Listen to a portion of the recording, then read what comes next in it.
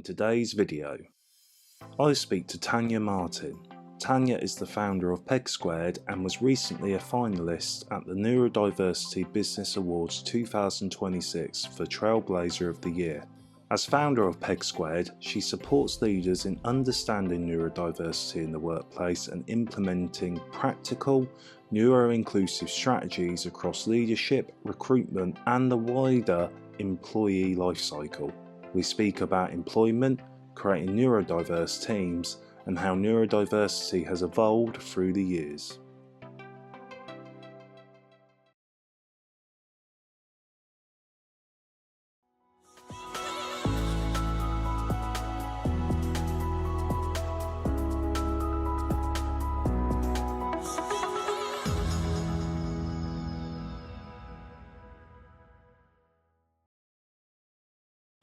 Hey guys, welcome to episode 4 of the Autism Connection Series 7, and as you can see by the intro guys, we have a great guest here today, just been nominated for Trailblazer of the Year for the Neurodiversity Awards. We have Tania Martin. Tania, thank you coming on to the Autism Connections. We're in Series 7 now, so it started during COVID and I've sort of brought it back to the online roots this year. But I always start off with the episode with asking, what is your connection to autism? So I have multiple connections to autism and neurodiversity more broadly.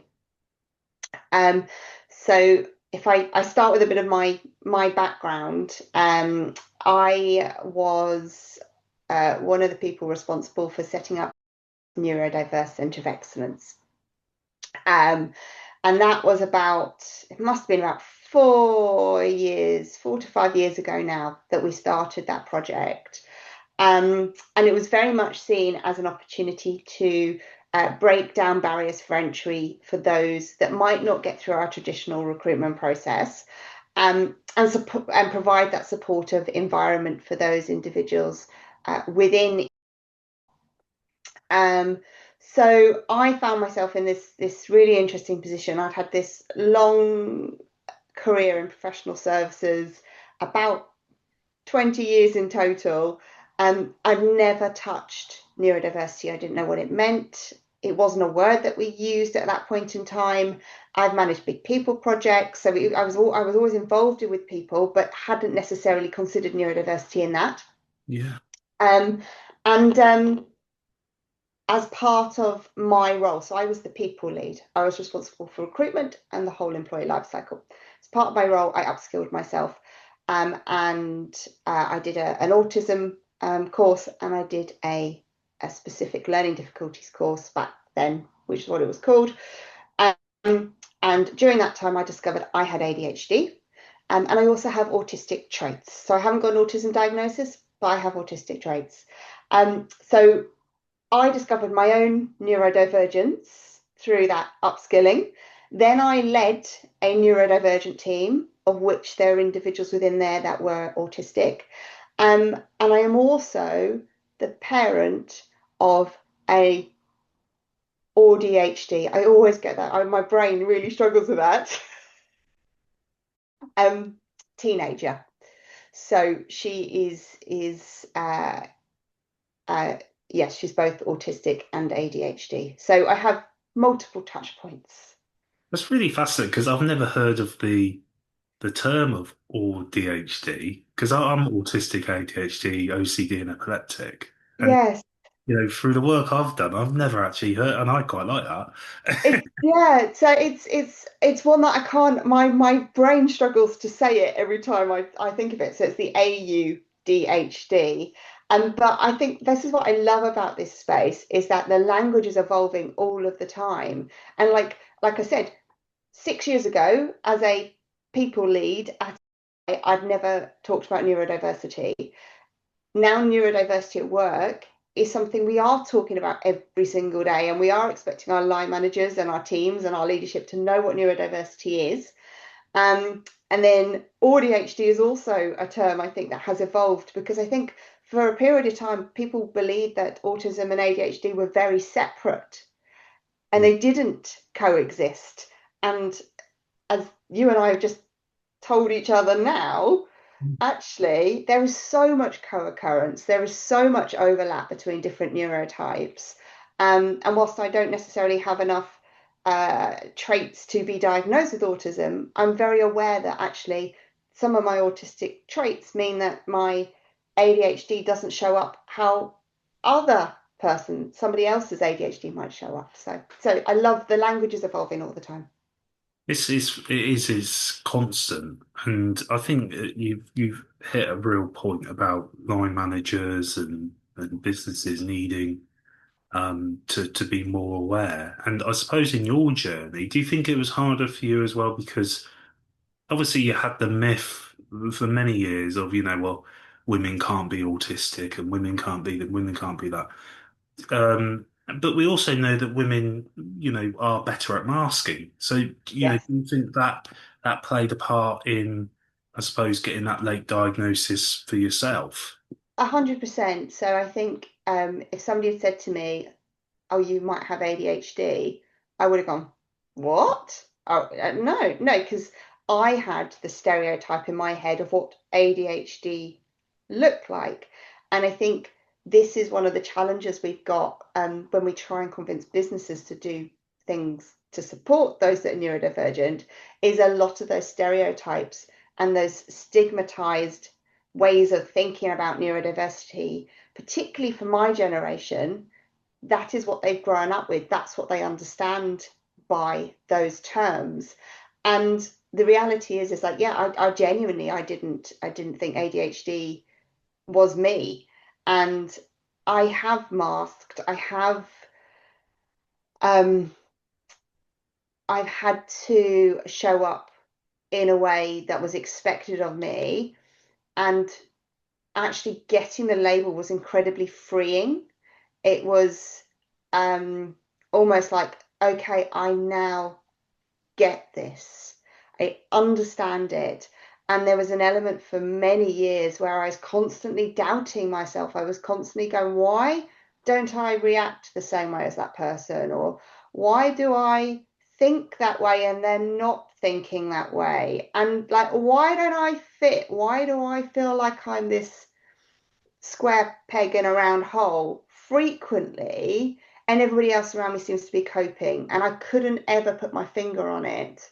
Um, so it's completely ironic that it took me to find in a position where I'm building a neurodivergent team to then find out about my own neurodivergence. I think I'm Irony. so, yeah, it's crazy. I'm so grateful that I got that opportunity because it changed my life. For yourself, who has assembled a neurodivergent team versus managing and working with, neurotypical Mm, individuals, what would you say the biggest standouts have been? The biggest difference between those two? I mean, I wouldn't say which is the better team because no, we no. might lead down a bit of a favoritism route, but but for you, what sort of stands out you know, versus the two? Yeah, so that's a really fascinating question. And I think one that is over time is evolving to almost blur into most of our teams have people that are neurodivergent. We just didn't know it. And I think more people are getting more comfortable um, disclosing now to have those conversations, which is fantastic.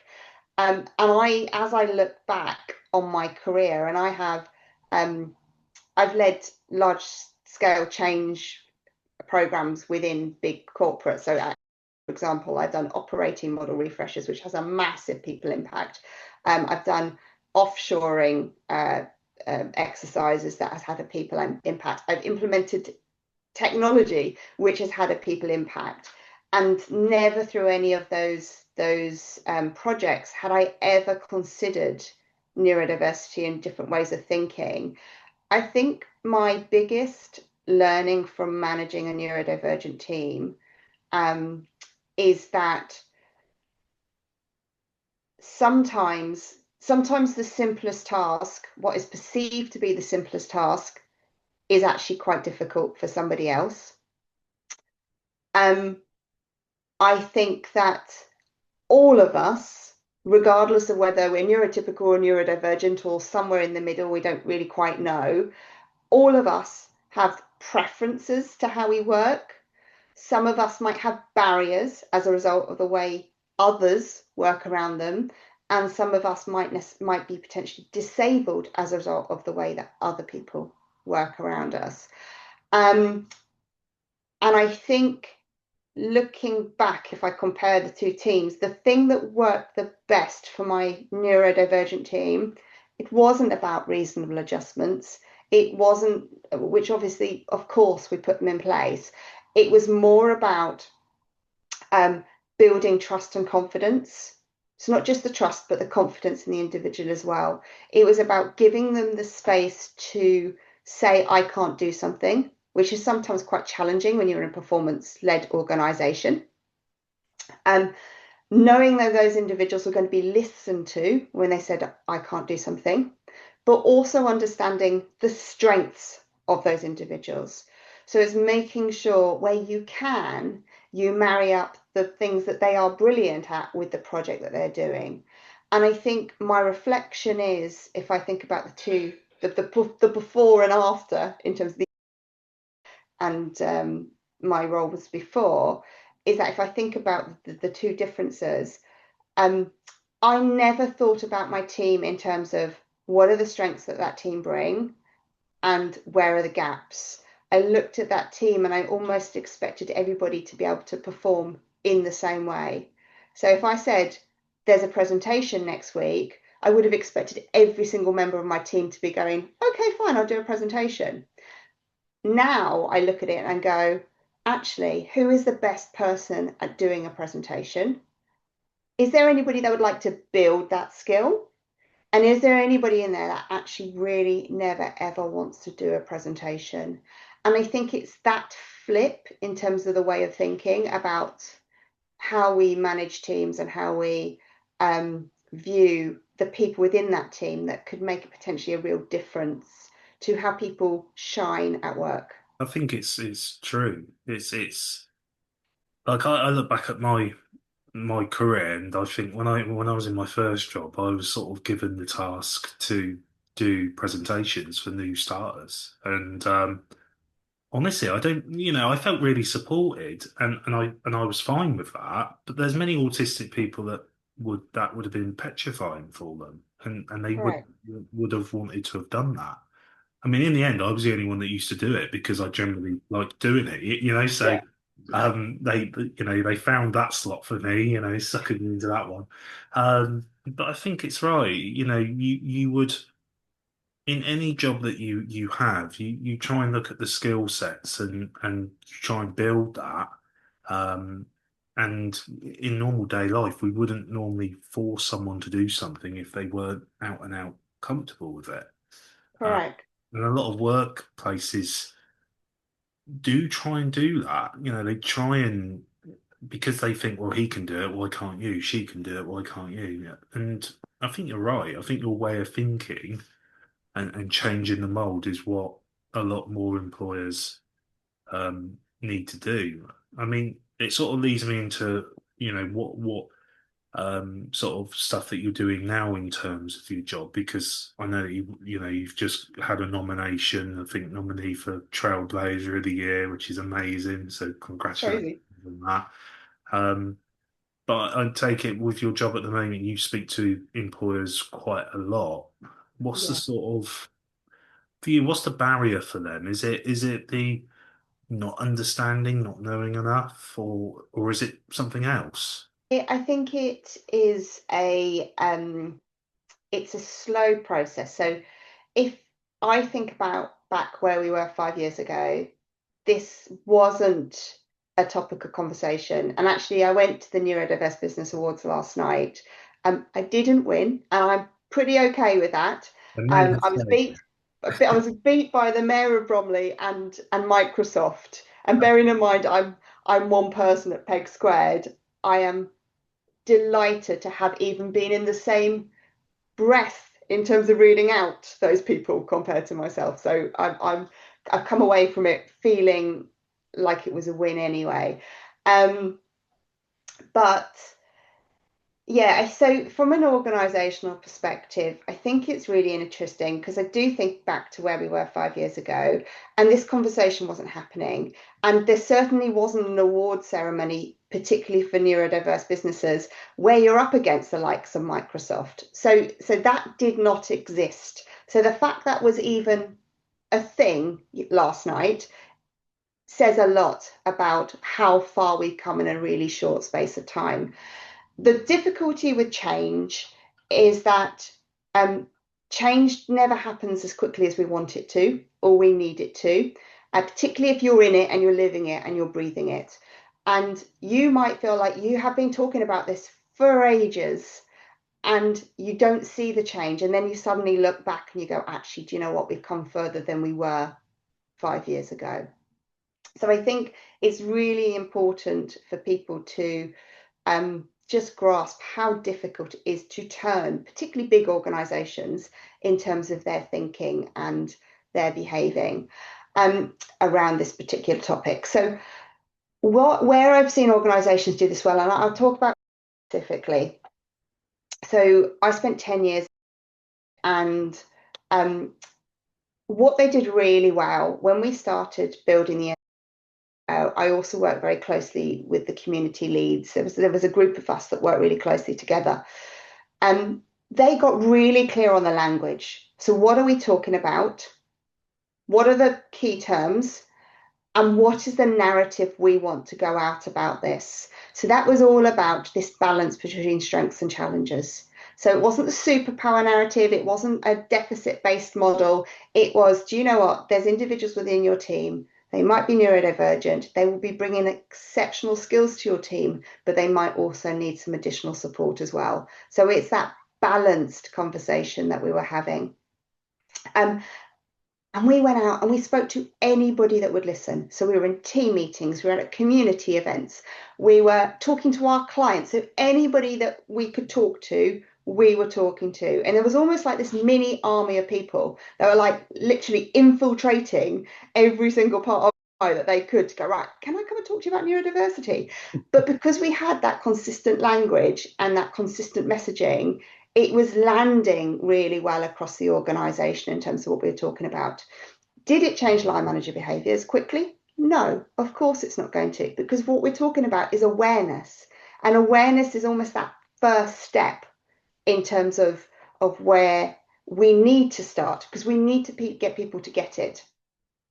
And it is only then, once people start understanding it, that you can start thinking about it in terms of actually, if you are an HR manager or a people lead, how does this impact me? How does it not only impact me, but how does it impact the process that I am responsible for as well?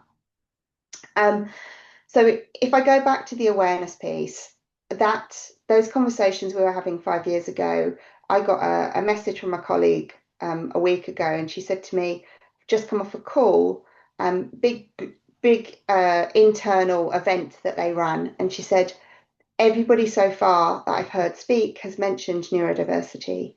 So they had got to a point where neurodiversity is normalized within the organization. It is a topic of conversation people aren't afraid to talk about anymore.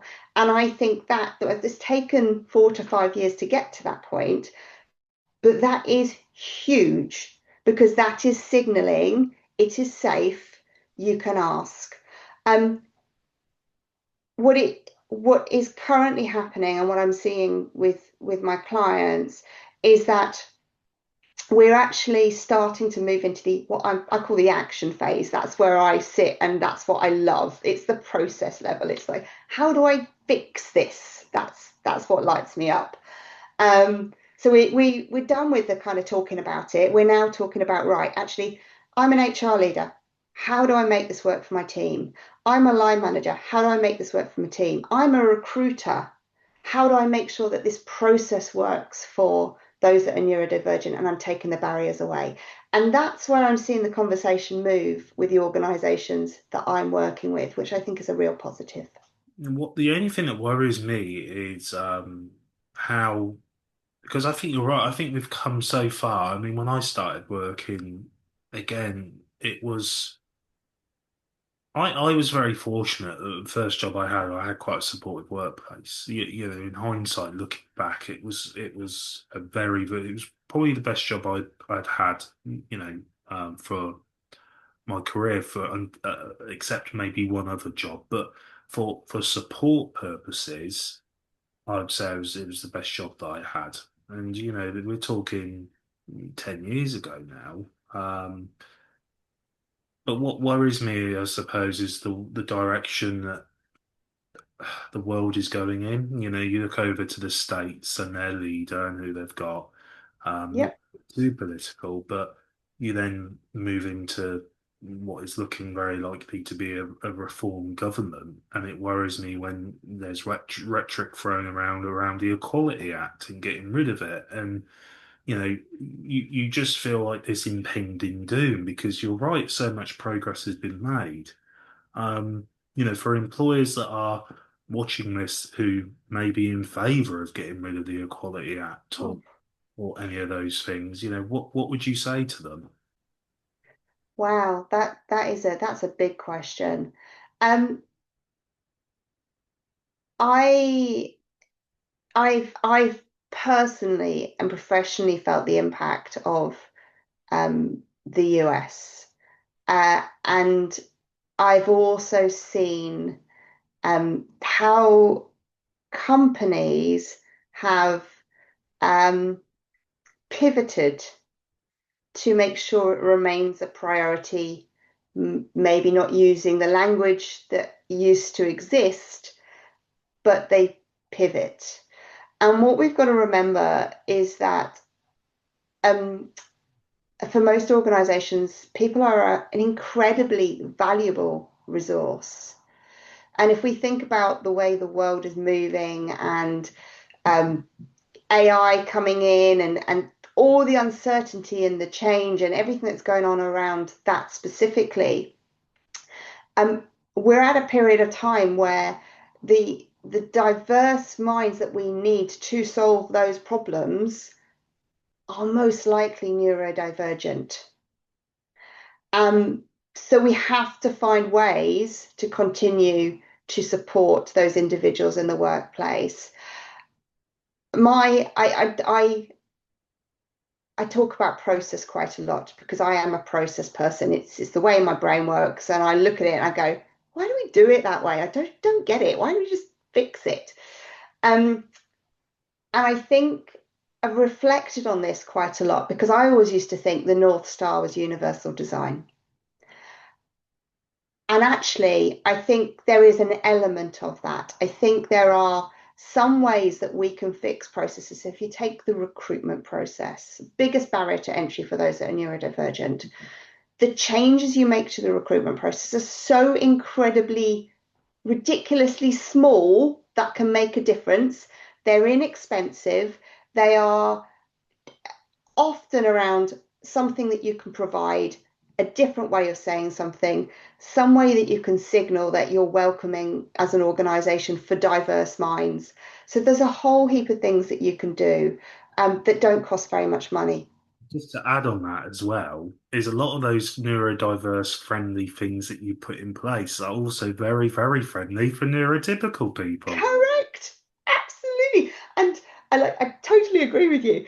And this is what I mean about universal design. These are the things we should just build in as normal. It's like everybody should have access to them. We shouldn't have to ask. There are certain situations where you need something extra. There will always be. So if I mentioned to you, we all have preferences, we all have barriers, and there are some people that actually find ways of working disabling. If we can tick, right? Preference and barrier into universal design. And then if it is genuinely disabling for a person, we have to do something differently. That would be so much better than where we are right now. Um, so I think universal design in my mind has actually evolved. It's like, right, we can get so far. So say for example, right now we're 50% universal design, 50% actually we have to ask for things. Let's get to 80-20. 80% universal design, 20% we have to ask for things. And where you do need to ask for things, let's make it really, really easy to do that. This is what we can do to support. These are the options you've got. You tell us what's going to work best for you. Done. That's it. That's all we need to do. I think you're spot on, and it is. It's like I've gone to interviews, good, bad, ugly. It's the common thing, Um, but the best interviews are, the ones where, for instance, you've had an email to say there's parking on site. Uh, Yes. this is how you get to the building. This is what it looks like. This is a site map.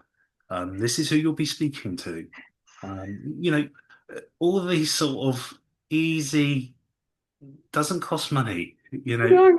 being, it's and the real irony is lost, right? That a lot of the stereotypes of autistic people are, not very good at communication, not very good at socialization, all these sort of stereotypes. Yes. Employers are so guilty of it. They're guilty of it themselves because when Yeah. it comes down to them communicating and then trying to support and then trying to understand, they're completely some are there's some that are great, but they're by a few there's some that aren't very good at it, and it's like the No. irony of that is so lost. Yeah. Like, Yeah, no, you're absolutely right. Recruitment's a bit of a passion of mine. So when I was at so I actually started my career, I started in recruitment. So that was the first ever job I had. I was a recruiter for an agency, and then I spent a number of years recruiting for, and then I moved into hiring manager roles, and then I ended up back recruiting. So it's a bit of a passion of mine. And one of the best conversations I've ever had, right? It was after we'd hired the first team, and I had 2 hours with this team, and we literally ripped our recruitment process to shreds. It was the best 2 hours. And what was so insightful is where I had made assumptions about what might help, and other people went, but actually, no, do you know what? So, for example, one of the things I had somebody in my team who was self-confessed super dyslexic. And I said, oh, would it be easier if I asked you not to give me a CV? And he was like, everybody expects me to have a CV. I have got a CV. So no, don't take that step out, because actually, do you know what? I've had to make that work because everybody else expects me to have one. So it was things like that I just thought, oh my goodness me. And so I could have, if I'd gone away and done it just by myself, I probably would have rebuilt something that wasn't as good as what we did. Because actually, when you get those diverse perspectives, and it's one of the biggest, like you say, diverse teams are great for problem solving, for innovation. What we came up with and what we presented to our recruitment team, who then got on board with what we wanted to do, ended up winning awards. It was genuinely like, and as I said, it wasn't difficult. It was really simple stuff. So it's a bit of a passion of mine, and I am sharing. Hopefully, I'm allowed to share, but I'm about to kick off the first ever benchmarking study around neuroinclusive recruitment, because I want organizations to know where they are, and I also want them to know what they can do to potentially get better. So I'm going to be doing that over the next few months, working with organizations specifically on recruitment, because, as I said, and you said, it's really simple stuff. Let's just make sure it's in place. it is, and honestly, you sort of have to treat recruitment in a way, like for me, like you're going and meeting a friend for a coffee. You'd say to your friend, right, let's meet at 2:30. Let's go to this place. Oh, Yeah, well, this place is here. Oh, I'll send you a screenshot. Oh, this is where it is on a map. You know, yeah, um, and the thing is it's twofold because not only that neuro diverse person has missed out on an opportunity, but so is the employer. They could have just missed the best thing that they could have ever have had a because hundred percent, 100%. they didn't, Yeah, I know, 100%. Um, I totally get it, as you can probably tell. What was interesting, so I went to this business awards last night, and um, they sent. I'd probably give them about a 7 out of 10. Their pre information that they sent was about a 7 out of 10. And it was missing a few bits, like where's the nearest, like a picture of the front of the building and that sort of thing, which is incredibly useful. I find that really useful with my ADHD brain, is actually what am I looking for? Yeah. Where am I actually going, like visually, as opposed to giving me an address. Um, but it had on there what the starter was, what the main course was, what the dessert was. And it was like, this is what it's a formal wear, which does mean black tie, but you don't have to wear black tie. Come as you're comfortable. So it was really well laid out. And I was like, do you know what? You've done quite a good job on this. The event last night was the most unsensory. It was the opposite. I can't think of my words. From a sensory perspective, it was an absolute nightmare. The Right. tables were too close together. Yeah. Yeah.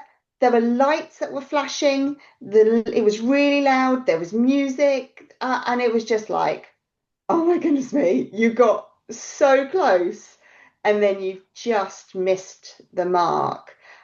Because they've just run an event show as they would run an event show, regardless of whether it's not for neurodivergent people or not. People left. Wow. That's yeah. I mean, and a simple thing would have been like headphones, like a silent sort of disco thing, you know. Yeah, Yeah. yeah, and lots of people wearing loop headphones, loop earbuds last night, because they were aware. Uh, but there was a quiet room, Okay. but it was kind of like signposted outside of the building. It felt, but you had to. I don't know. I never went in there. I should have gone and had a look. If it was like a quiet room with a telly set up and you could continue watching, that would be quite useful, wouldn't it? Yeah. But I didn't look. Um, You've got but to create an environment where people don't want to go to the quiet room.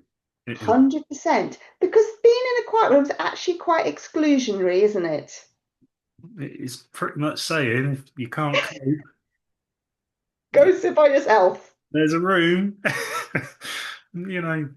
But I suppose it leads me to my last question for you. You know, with everything that you've done, everything that you work on as well. Um, you know, what do you want to see for the next 5 years? You know, where do you hope that we are? It's a great question. And often, I used to say that I don't want my job to exist anymore. That would be my ideal, is that I've said enough, that it means that actually we don't have to talk about this anymore. And I still stand by that. Whether or not 5 years is long enough, it's probably not. I think there's some organisations doing amazing things in this space.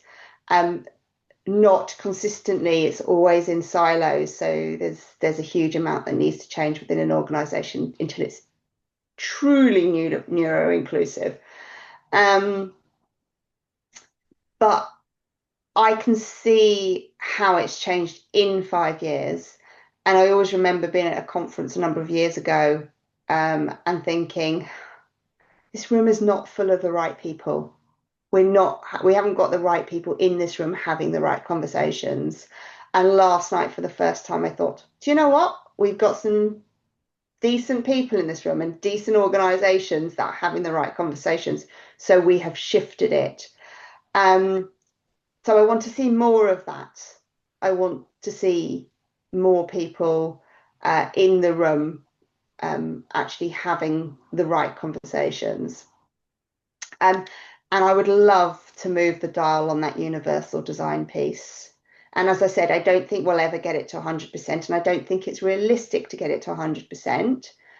But I think if we can start shifting it to 60 or 70 or 80%, then we are doing the right things. So yeah, I think that would be my hope for 5 years' time. Um, Rather than me no longer talking about this, I think I think there's quite a bit of work to do. So I probably still am going to be talking about it in 5 years' time. Again, we need allies and people like yourself to make that needle move. So, thank you for all that you do, and obviously thank you for coming on as well. No problem. It's been a joy to talk to you. Thank you for having me.